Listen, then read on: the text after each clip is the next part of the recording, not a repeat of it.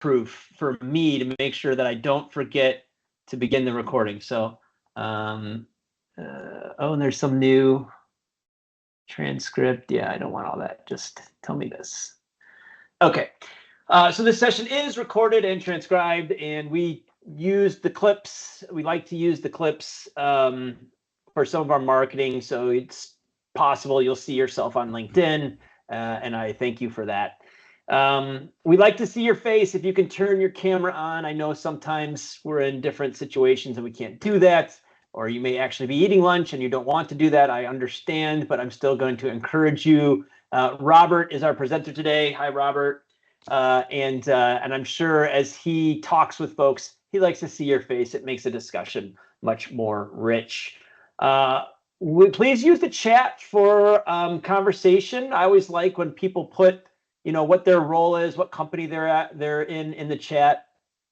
We don't go around the horn and do introductions because it just takes too much time. And certainly if you're in transition or anything like that, you're looking for something, let people know. You never know who can help. I always intend this to be a discussion amongst a community of people with a common affinity. So I'm going to do my introduction here, and then I'm going to hand it over to Robert. He's going to talk about the topic for today, and then we're going to flip over and take some questions, have some discussion with all of you. All right. So you are part of CI Mastermind Live, and in this, as I said, we're an affinity of continuous improvement professionals or people with continuous improvement interests.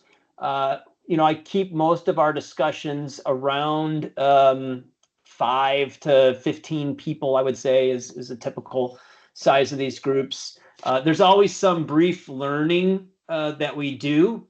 And then we use that to try and solve some real problems. What I want to create is a space where you get some things that you can take back to your organization and hopefully fix a problem, improve a process, make things better, and you can get, real value out of this. And so it's a rotational format. Honestly, and I'll say I really liked the responses I saw to this month's registration question. They were thoughtful. They got me thinking. I'm going to challenge Robert with some of them. I think that'll be fun. And so we don't always get to everybody. Well, we won't get to everybody. Usually we get to about 2, maybe 3 people at most. It's not a lot of time. It goes fast. So just be ready for that. I always ask everyone to respect your peers on the call. Respect the questions that they ask. Try to help each other solve problems. So please do chime in. It's not intended to just be sit back and listen. I know some of you may just do that. It's okay, but I'm gonna push and try and get everyone to share and recognize when you're sharing. There may be information about your company that you should share, and just keep that in mind. Okay. All right. So here's our first opportunity for some discussion. And I wrote a newsletter article on this recently. And I guess I'll tell a quick story and then I'll explain why this is so important to me. I set up Gemba boards at a production center of, maybe it was 1,000 people. And it was pretty much pencil and paper. They'd print out a grid and then they would track on the Gemba board a KPI, how they did, today, how they did the next day, and when our chief technology officer came out and saw that, he kind of thought that I was nuts. We were a technology company, by the way, and here we were using pencil and paper. And so I said, yeah, but people engage a different part of their brain when they're actually responsible for capturing the piece of information and physically writing it down. Okay, so that's a hypothesis I have. I believe there's some research that backs that up, but that's a hypothesis I have.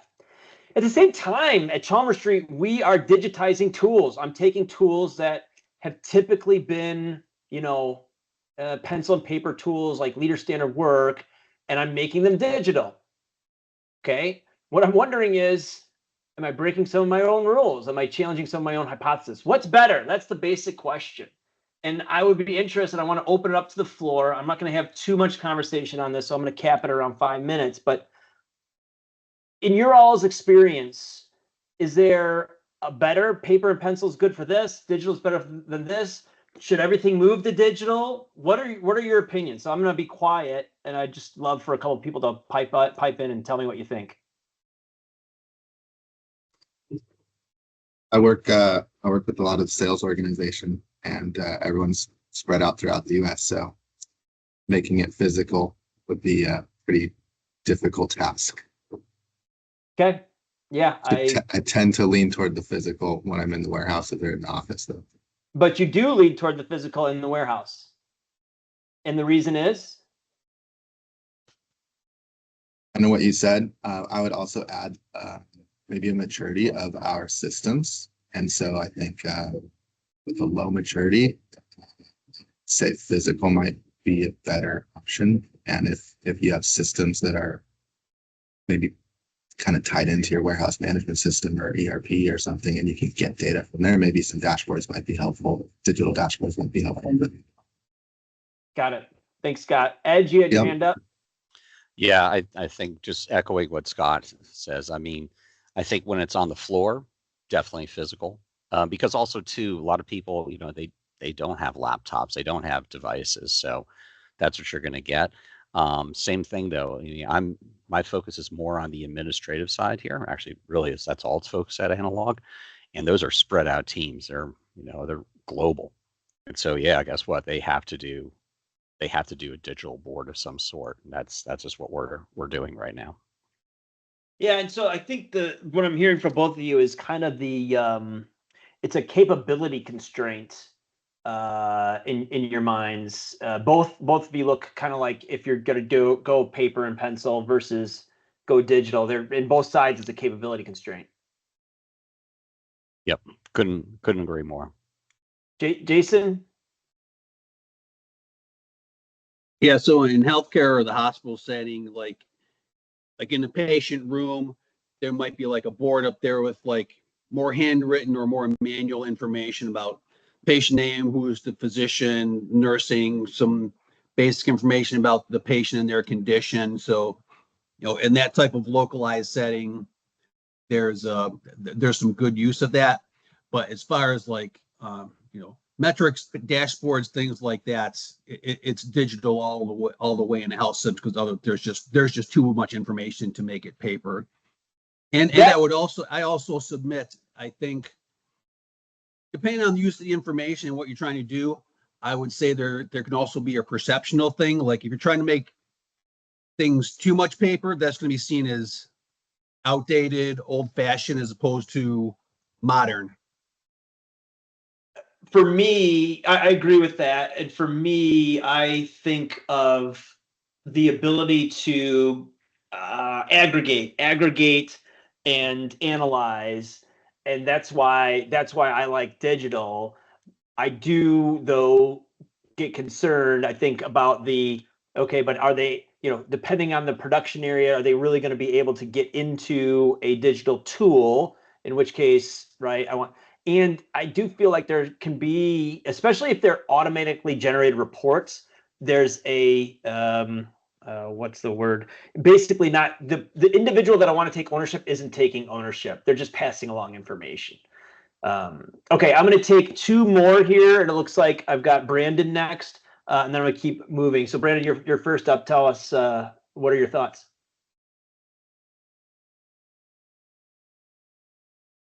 I can see you.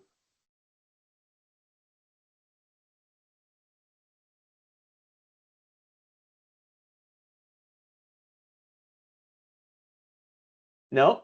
There we go. Okay. There we go. Sorry All about right, that. Brandon. No worries. Go right ahead.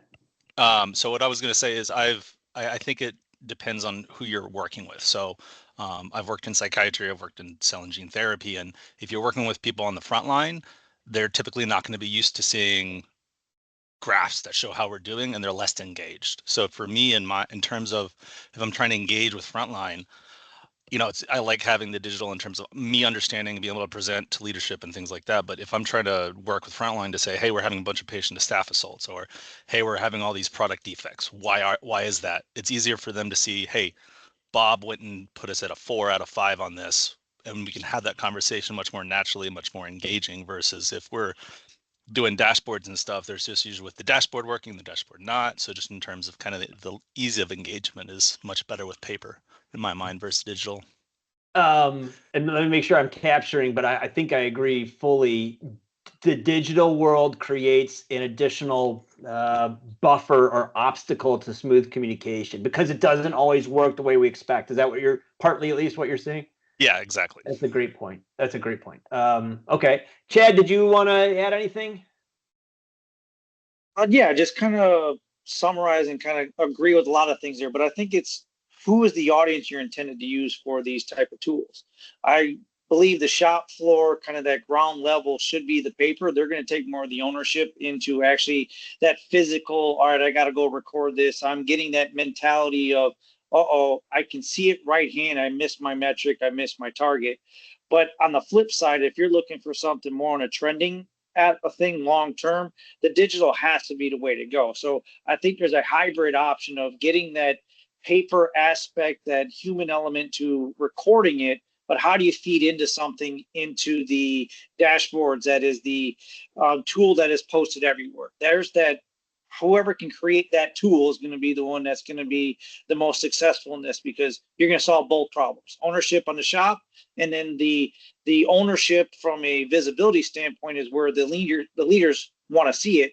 They want to see the dashboards. They don't want to see somebody up there with sloppy handwriting or poor penmanship and can't read what they're trying to get across. So it's got to be a hybrid, but it has to take ownership with somebody physically going somewhere to do something with it, with that interaction of a chart goes, oh, I missed it or I made it.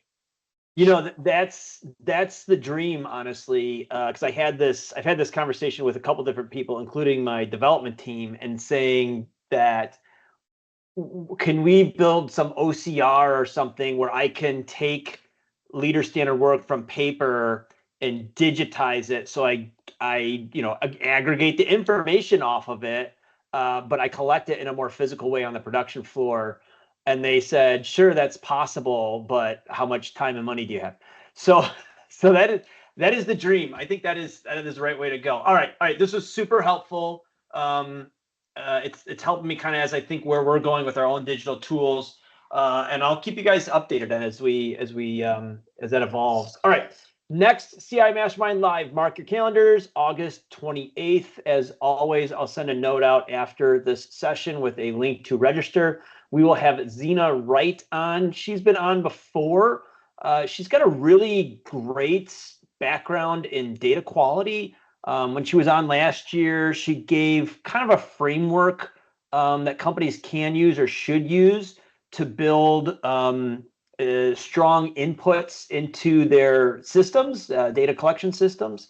And so I asked her if she could come back and talk on the bad data side. Like, why do we want to invest in the time and effort to ensure that the inflow of our data is good? And so we'll have her back on the 28th. I hope you will all join, and we'll have another lively discussion. Okay, Robert, I've warmed up the crowd for you, really. So it's all downhill from here, my friend. Take it over, please. Excellent. Thank you, Matt. Thanks for inviting me to speak and facilitate a chat today. Hi from downtown Chicago, everyone. So the topic of RACI, 4 adjectives as a prompt. How many of you adore RACI and you're pretty skeptical that it could ever really have any significant improvement? Maybe the only improvement to the RACI might be a 5th adjective. Any strong RACI proponents in the audience coming into this conversation skeptical that we could improve on 4 adjectives?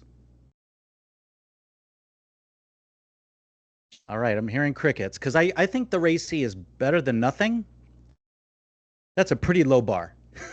And you're also talking to a group of continuous improvement people, which means we're skeptical of everything. That's just how we're all wired. Excellent. So, Matt, can you see my screen? Yes, I can.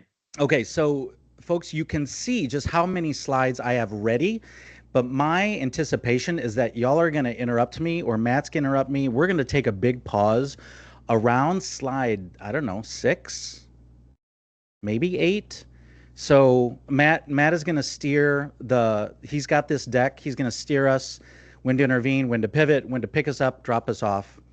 But again, thanks for your attention. And I welcome whether this conversation stays very surface or whether we get deep.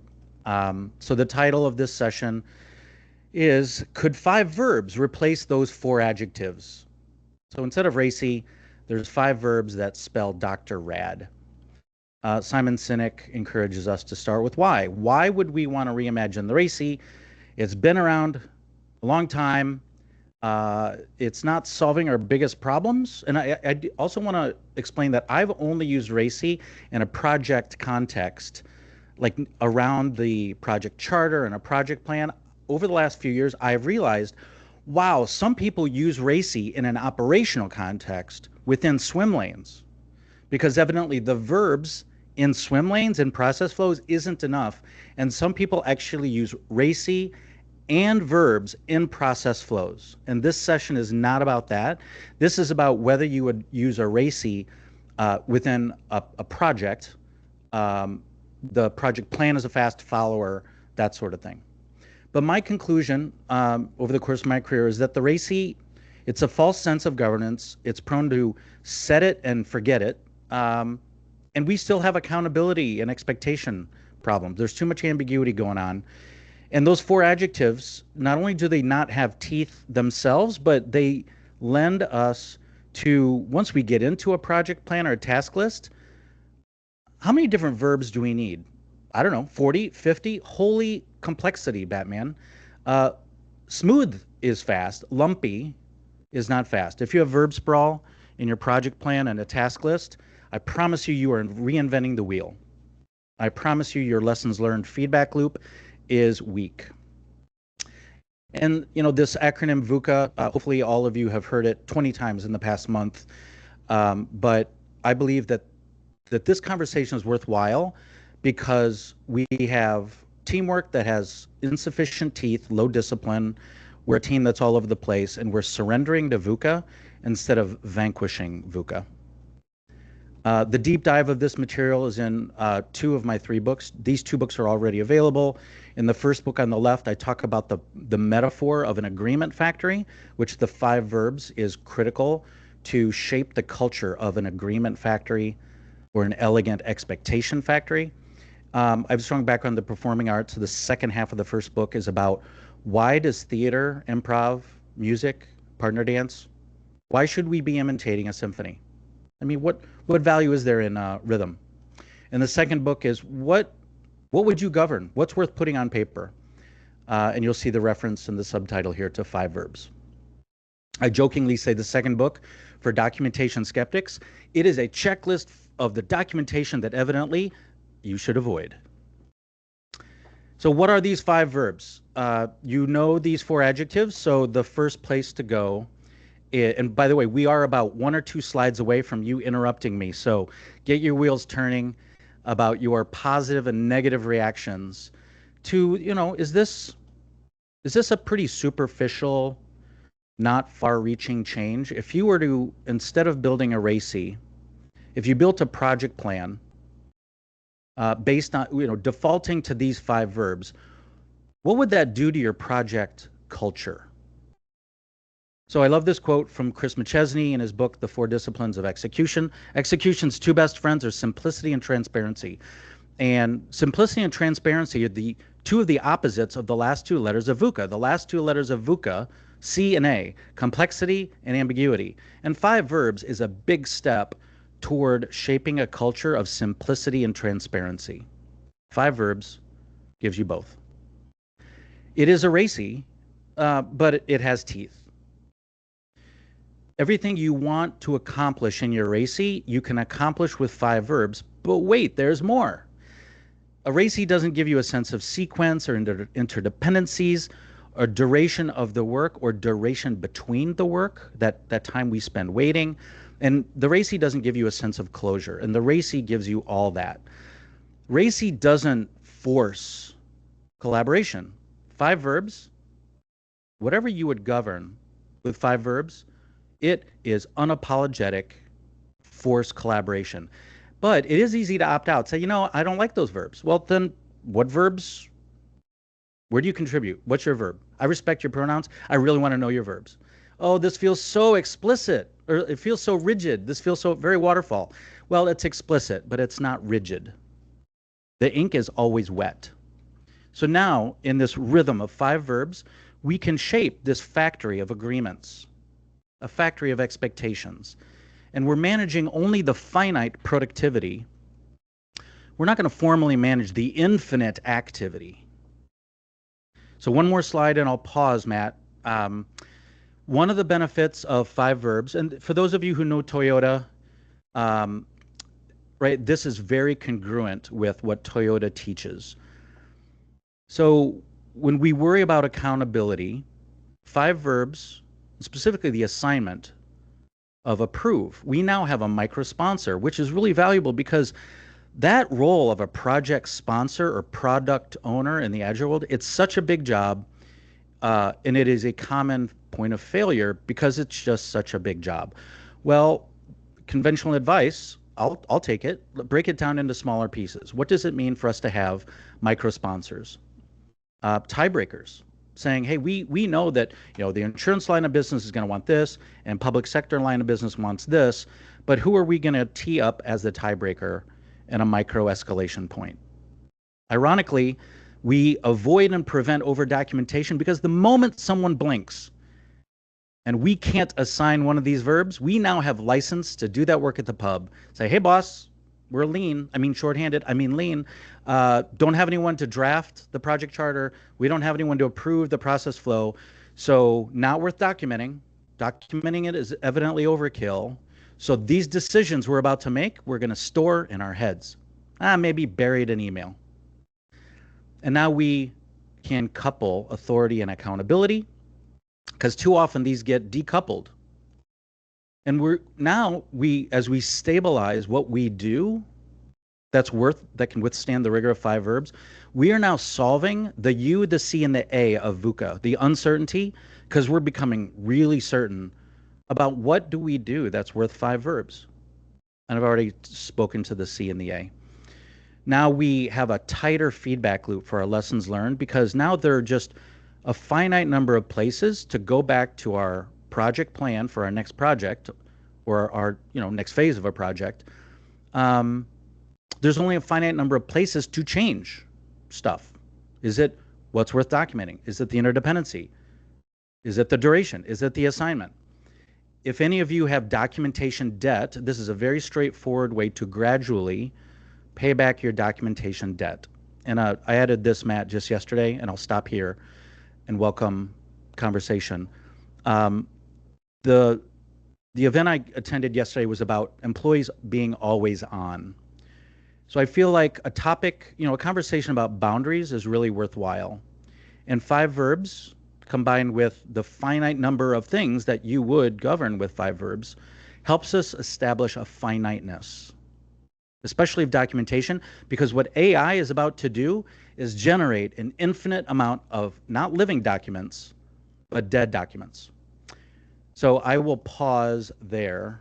Is that okay, Matt? If I Yeah, no, I have a lot that I want to. Well, yeah. Okay. So first, I want to go to Melissa Thomas. Because Melissa, your comment, the registration question that we had today for this session was, RACI is a common framework for project governance. What problems does the RACI fail to solve? And for me, when I first talked to Robert about this, I thought, well, there's lots of things that RACI fails to solve. It doesn't purport to provide everything you need for project management, right? But the aha that Robert gave me, and I want to see, Melissa, what your thoughts are here, but it fails in a most very basic way, which is, are we making progress? Is this going somewhere? Are the people that we have assigned to these labels responsible, accountable? So is it clear what they have to do? And Melissa, you said fails to show progress and can be difficult to maintain. So first, I just want to ask, is there anything you want to add, Melissa, to that statement?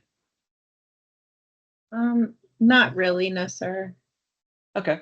And then Robert, I think the question for you, or what you maybe could emphasize, is, so how does 5 verbs fix that? How does it fix the failure to show progress and the difficulty to maintain? You can see my slide. Yes.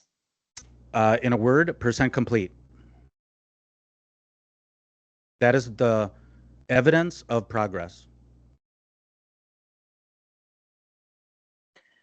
Right. And so because you're actually assigning the person to something that has to be done, right? On paper.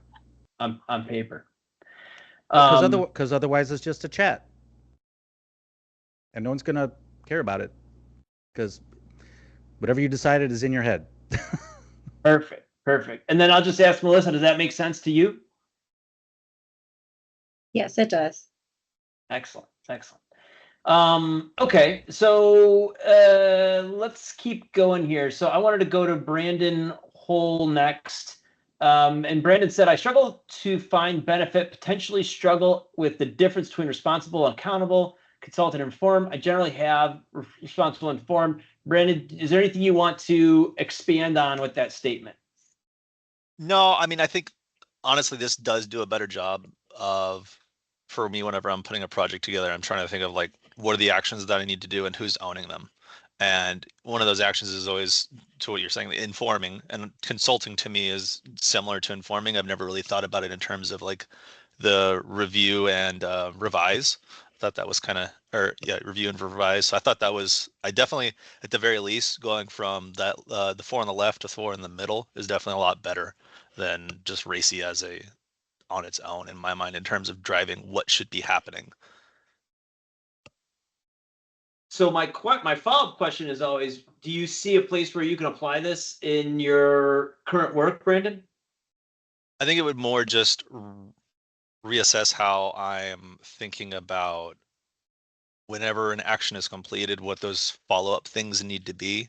So one of the things I'm working on right now is we have an approval matrix because we're medical devices, FDA. You have to go through all these approvals to make changes. And some of the things is you need to review it with other people. I need to consult with the QMS lead to say, hey, are we meeting our regulatory requirements in terms of the changes we're proceeding with?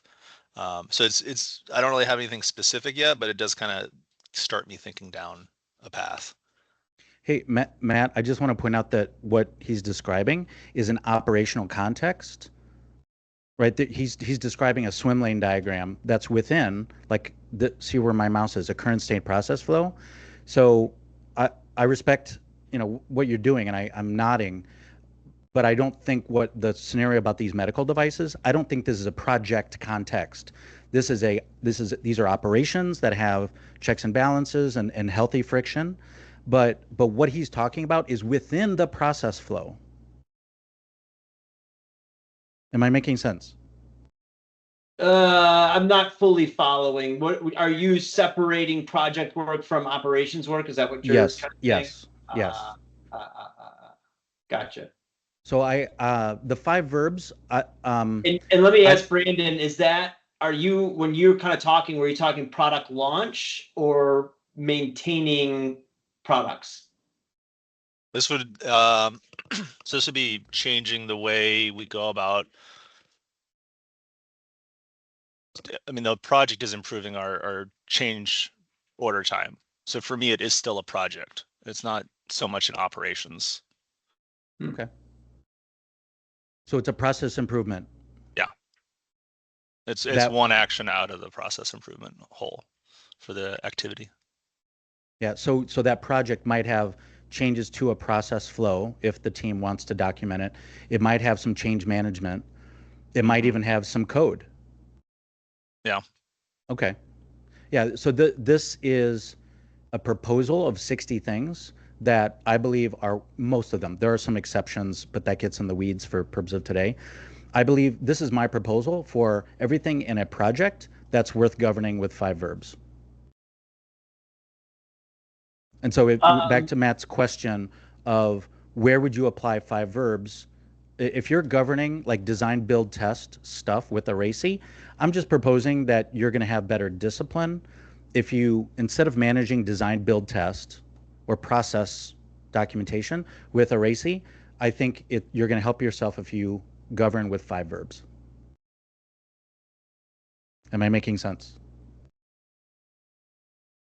All right, I'll good. take a hesitation as a no. No, he nodded. Oh, okay. Sorry, I'm sharing my screen. So I gave you a thumbs up and a head nod. okay. Sorry. My thumb got blurred out. No worries. He nodded. Okay. I wanted to. Marie is on. Hi, Marie. Hopefully. How's it going? All right. There we go. Yeah. Very good. Very good. So this might kind of pair well with the last conversation. Marie, you said it does not, in talking about RACI, it does not solve communication and collaboration issues or decision making. Is there anything you want to add to that statement, Marie, or any context you want to put around that? No, I just think like even though you have like the designated people that you are like assigning to those different levels, I think internal communication between those teams isn't necessarily guaranteed. And I think communication can get lost within a group, even if you have the designated RACI set up. Perfect. And that also was another kind of aha for me. And Robert, can you help us understand how does 5 verbs resolve communication and collaboration issues or decision making? If I understand the question correctly, 5 verbs provides boundaries about who is just going to get something on paper for us to push and pull on, review and revise, collaborate, have the disagreements on paper versus demonizing between people. It's so simple. I hope that 5 verbs is so insultingly simple that you practically eliminate the excuse that you didn't involve XYZ in department ABC, because you can constantly ask, who else? Who else needs to be at the table? What else is worth putting on paper so that we avoid and prevent confusion and ambiguity down the road?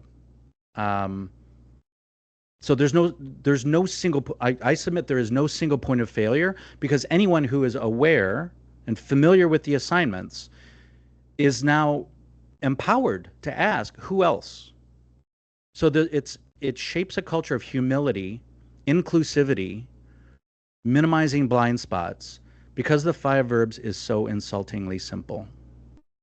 Well, I think what kind of helped me too is, like, let's just take approve, right? Approve is someone who is accountable to the outcome of the project. Is that fair to say?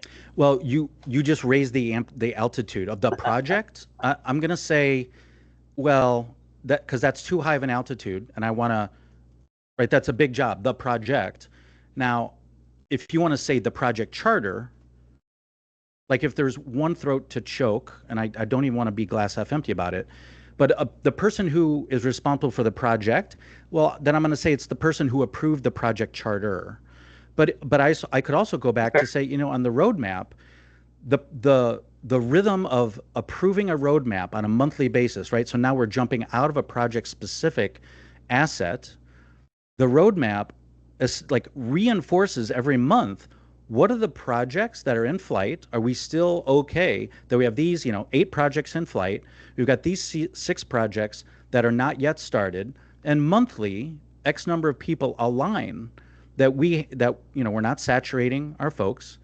So I'm jumping back and forth between project independent stuff and project specific stuff, but back to the A of accountable.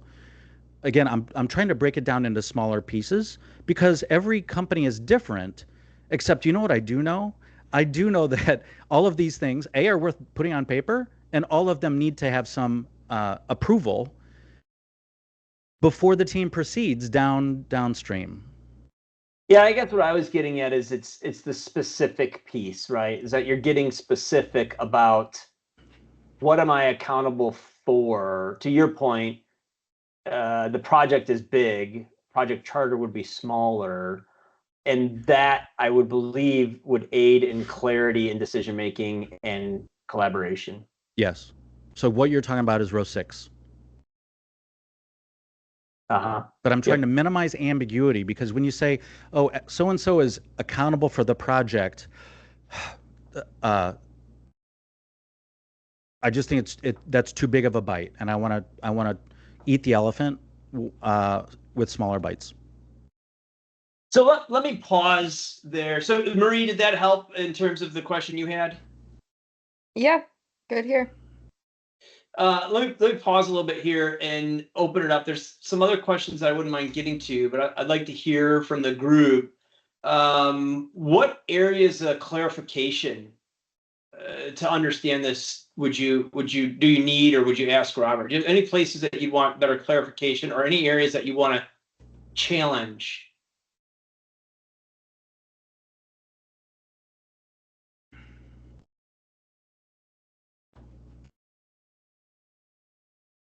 Comfortable silence. Some of it seemed, I don't know, some of it seemed repetitive to me. Well, I guess it depends on the size of the project. If it's like a huge enterprise-wide one, then maybe for each of those, like your project charter, you got the 5 steps. The next one below, you got the 5 steps. Maybe for the size of projects I work on, that it's probably overkill. We just have a project charter. For PI, I go through what my current state assessment is, which is basically define, measure, analyze. We see what the improvements are, we implement it, and we do a control phase. Not every single one of those needs a draft, a review, an approval, and I can probably just do some ad card methodology up front from a change management perspective to see who's going to resist, who needs to be trained, things like that.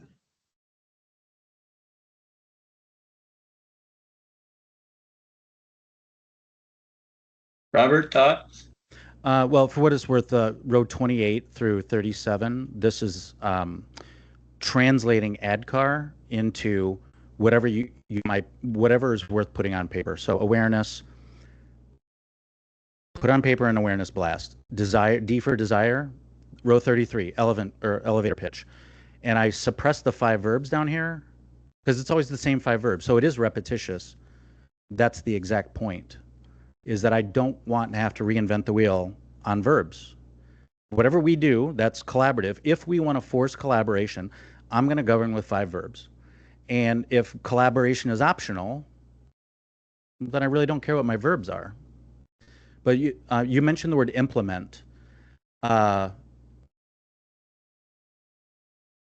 don't know where implement goes. I don't know how many days to reserve for implement. And I don't know if that would be independent of any of these. I don't know if there's a document. Like I have deployment plan, but the word implement, I don't know where the word implement belongs. But maybe it's just a task. It's a task and it's not worth documenting. So anyway, there were some verbs in there that I'm like, wait, where would I put that verb in a project plan? Or is it what I experienced at my former employer, where it was a CRM, a Salesforce implementations, where it seemed like our project plans, we had this unwritten success factor that we were going to exercise our exotic vocabulary. And so I carried around a slide with me that had 100 different verbs. So the senior sales leaders could choose their 3-syllable, 4-syllable words. I'm like, you know what? We're just going to get as ambiguous as possible, so that a week from now, we ask the question, what did we mean by crowdsource? Was that worth documenting? What did we mean? Well, let me socialize this with Judy. How many days would you like to socialize with Judy? Well, we need to train. How many days? Right? And so the metaphor here is this expectation factory. And again, I'm just trying to hyper simplify whatever we do that's worth putting on paper. And if it's not worth governing with 5 verbs, then I'm going to argue it's just a chat. Or at least collaboration is optional. Like I don't need the formality. I don't need the formality of 5 verbs because it's casual. And that's a valid point if you want to keep the information casual.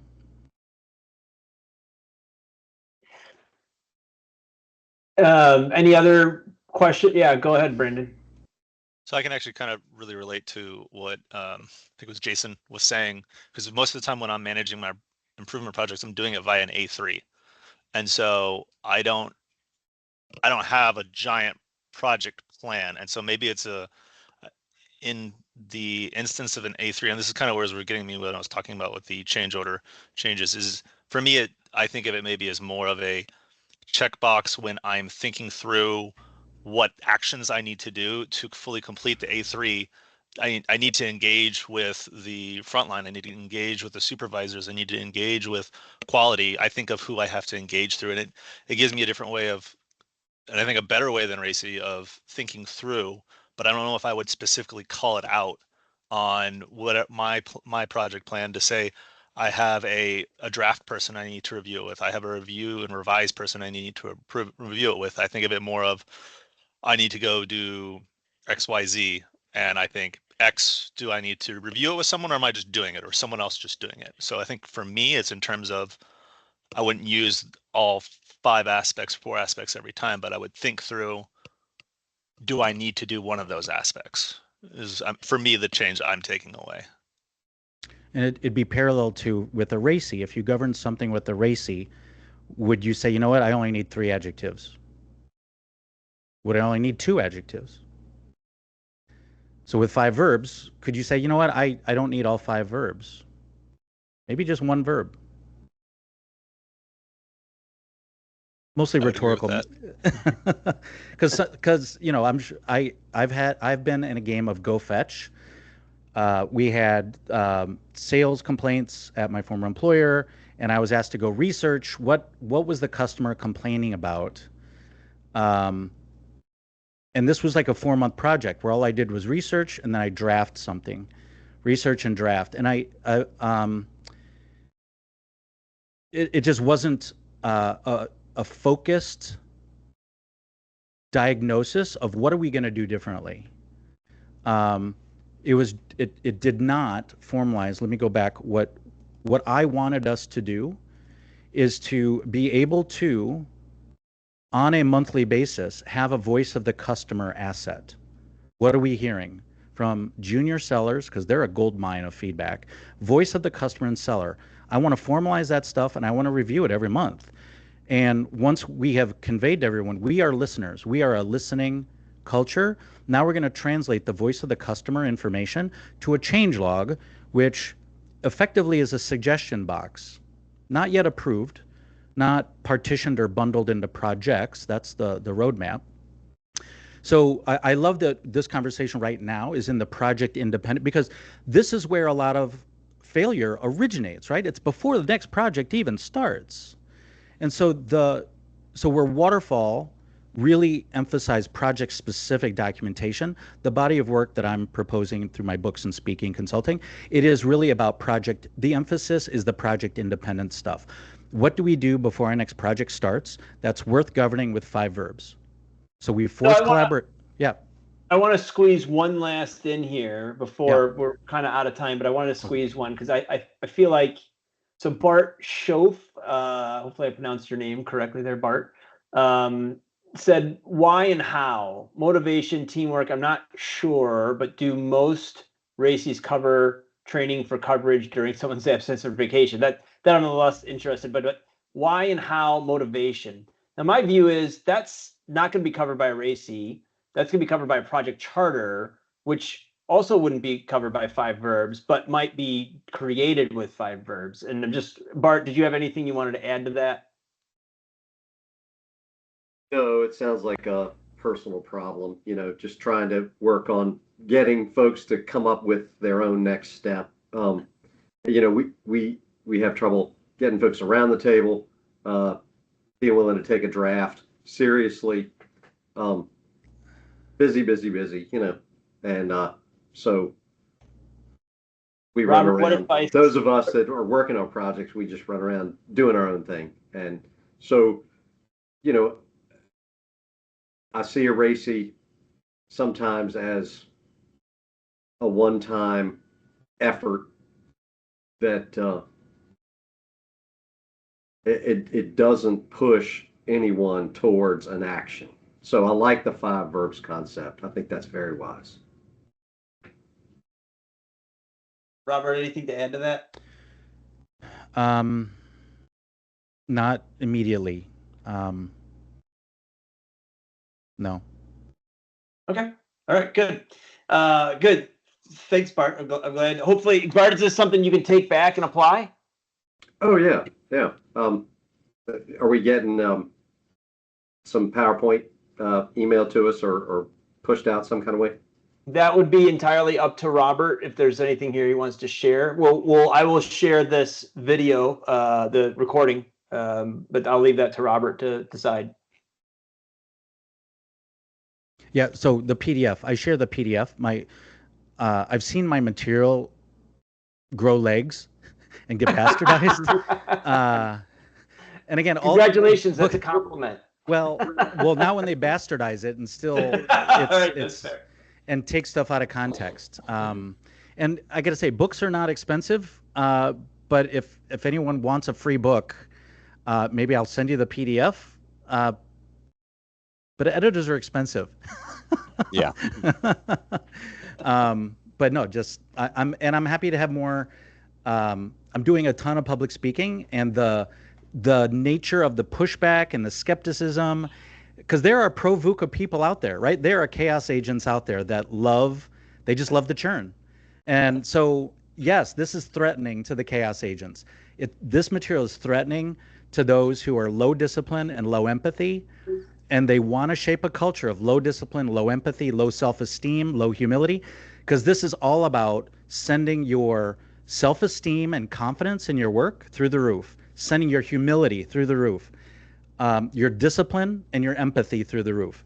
Statistically speaking, and LinkedIn has great articles about, worst case scenario, 15% of our teams exhibit narcissistic tendencies.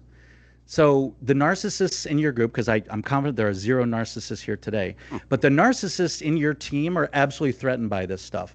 The bullies, if you have an office bully, they are absolutely threatened by this stuff because they are posers. I'm a dance instructor, and we have posers on the dance floor. So this is very inspired by the performing arts.